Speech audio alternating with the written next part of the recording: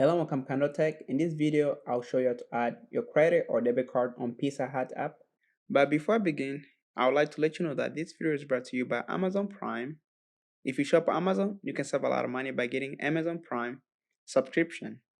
If you want to learn more about how you can save all this money, click on the Amazon Prime subscription trial link.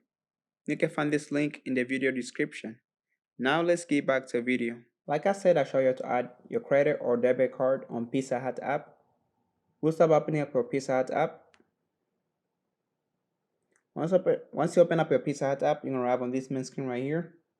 Look on the bottom right hand corner where it says account. Make sure to tap on account.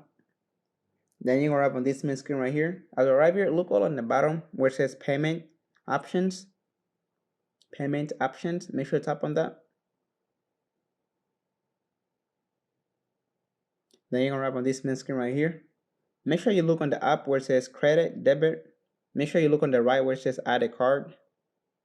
Right there where it says add a card. Make sure to tap on that. Then you can add your card information right there.